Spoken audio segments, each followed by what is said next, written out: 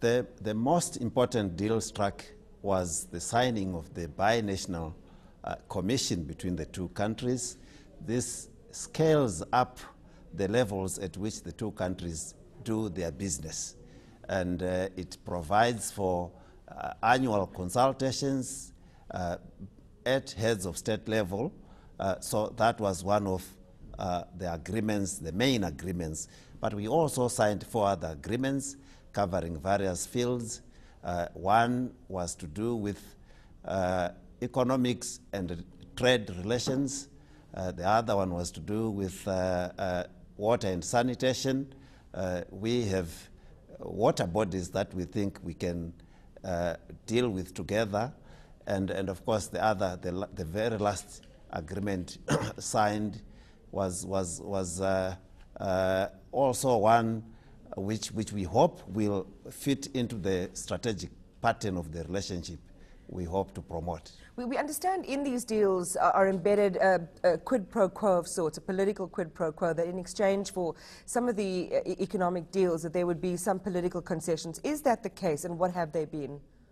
Well, firstly, to recognize that that our political relations were excellent, that we needed to have regular consultations amongst ourselves to discuss issues of mutual interest, and that within that framework of very good political relations, we would have to come up with specific frameworks to govern different forms of our relationships. I mean, it's as you said, and as we alluded to in the introduction, the trade deficit between Zimbabwe and South Africa is an issue. It's overwhelmingly in South Africa's favor, and these deals, the kinds of things you're talking about, will go some way in readdressing that, perhaps helping to recalibrate that.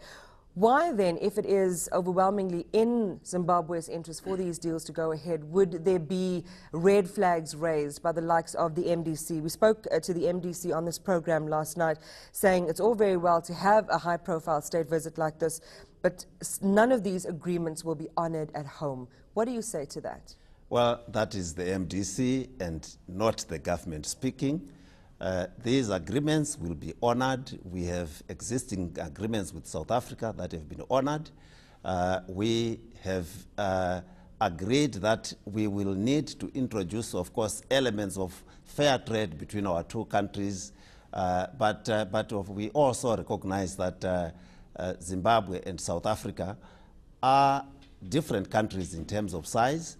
There could never be real parity in terms of trade, but we can introduce a lot of equity in the trading system between the two countries. The migration patterns between, with Zimbabweans coming into South Africa, and the President was frank about acknowledging South Africa in that regard and thanking South Africa for hosting Zimbabwean nationals on our soil in terms of work and so on. But it does speak to an unraveling economic situation at home.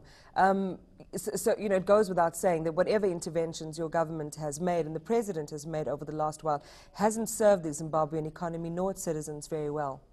Well, Zimbabwe has had quite some challenges in the last couple of years. We have been victims of sanctions. There were efforts to regime change our government.